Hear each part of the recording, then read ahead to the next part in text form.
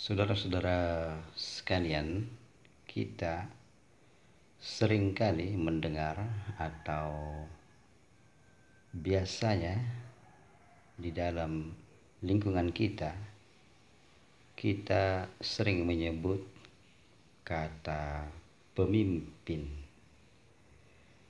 Namun kita banyak belum tahu apa yang dimaksud dengan pemimpin, atau dalam bahasa Arab dikatakan sebagai imam.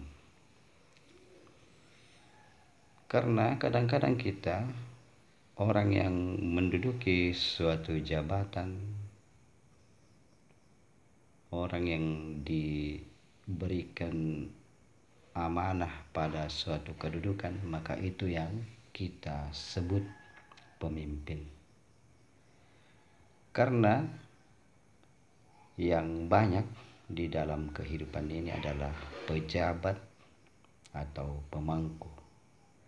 Yang sangat jarang adalah yang disebut pemimpin atau imam. Karena pada hakikatnya orang baru disebut pemimpin apabila kata-katanya dan perbuatannya diikuti atau dijadikan sebagai pegangan oleh orang-orang yang ada di sekitarnya. Karena orang yang disebut pemimpin, apabila setiap perkataannya diikuti dengan ikhlas oleh orang-orang yang ada di sekitarnya, setiap perbuatannya menjadi contoh dan teladan bagi orang-orang yang ada di wilayahnya atau di lingkungannya. Itulah yang disebut pemimpin. Apabila dua hal ini tidak dimiliki oleh seseorang yang menjabat atau memangku suatu kedudukan, maka bukanlah ia disebut pemimpin. Dan yang paling utama adalah orang yang disebut pemimpin ialah orang yang pikirannya dan hatinya semata-mata untuk memberikan yang terbaik bagi orang-orang di sekitarnya. Orang yang disebut pemimpin ialah orang yang pikiran dan hatinya tercurah untuk kebaikan dunia dan kebaikan akhirat orang-orang yang ada di lingkungannya. Inilah yang disebut pemimpin.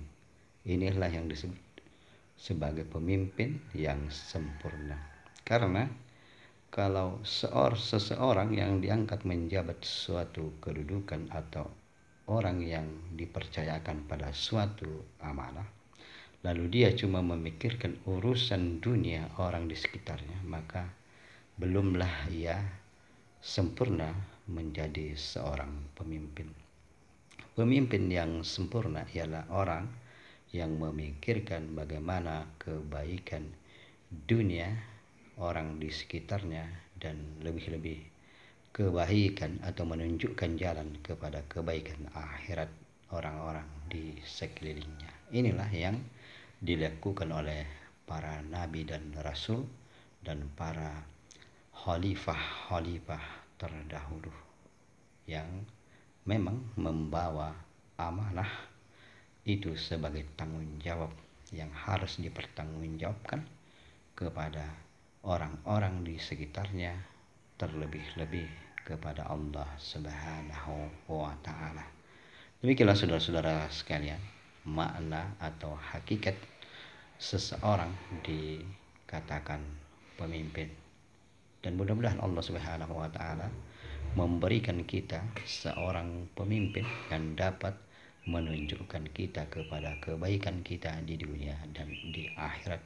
Dan apabila kita diberikan amanah menjadi seorang pemimpin, maka kita akan melaksanakannya dengan penuh tanggung jawab, dengan rasa jujur dan adil. Amin, amin, amin ya rabbal alamin.